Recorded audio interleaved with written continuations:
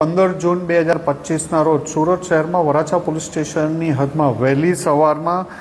અમદાવાદથી સુરત આવતી સિવાય ટ્રાવેલ્સની બસમાંથી આર મહેન્દ્ર આંગડિયાનો કર્મચારી જ્યારે પોતાના પાર્સલ લઈને નીચે ઉતરતો હતો ત્યારે એને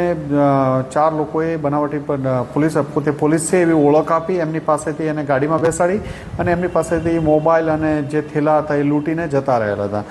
આ બાબતનો ગુનો વરાછા પોલીસ સ્ટેશનમાં ચાલુ હતો અને આની તપાસમાં Surat crime branch Varachha police સ્ટેશનને લાગેલા હતા।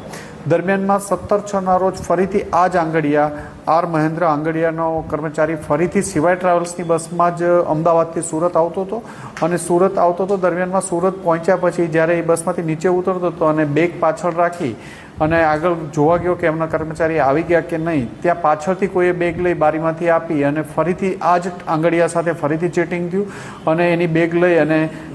એક ગાડી પાછળ અમદાવાદથી જ એનો પીછો કરતી હતી અને ફરીથી એક બીજો બનાવ બનેલો જેમાં 25 લાખ જેટલાની એમાઉન્ટ લઈને જતા રહેલા હતા। આ બંને બનાવોમાં એક જ ટ્રાવેલ્સ હોય, એક જ જગ્યાએથી એનો પીછો થતો હોય, એક જ આંગડિયા હોય તો સુરત ક્રાઇમ બ્રાન્ચની ટીમ અને જોન વન સાહેબની અલગ અલગ ટીમો કામે લાગેલી હતી। દરમિયાનમાં સુરત ક્રાઇમ બ્રાન્ચની ટીમને માહિતી મળી હતી કે આ બંને બનાવમાં એક જ ગેંગ સંડોવાયેલી છે જે ઝાલોર જિલ્લા રાજસ્થાનની ગેંગ છે અને સુરત ક્રાઇમ બ્રાન્ચના પોલીસ ઇન્સ્પેક્ટર જયંત ઝાલા, જયંત ગૌસ્વામી, સોઢા, વાળા વગેરે ટીમોએ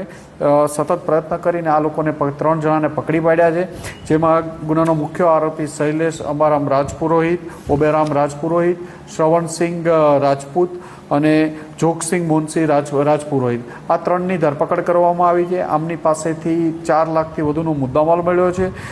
શૈલેષ અને શ્રવણસિંહને ભીનમાલ જિલ્લા તાલુકામાં ઝાલોરથી પકડવામાં આવ્યા છે, જ્યારે જોગસિંહ રાજપુરોહિતને અમદાવાદથી સુરત ક્રાઇમની ટીમ લાવી પૂછપરછ કરીને એમની પાસેથી 4 લાખથી વધુનો મુદ્દામાલ મળ્યો છે। આમ બંને ગુનાનો ડિટેક્ટ કરવામાં સુરત ક્રાઇમ બ્રાન્ચ અને જોન વન ટીમની સાહેબને સફળતા મળી છે।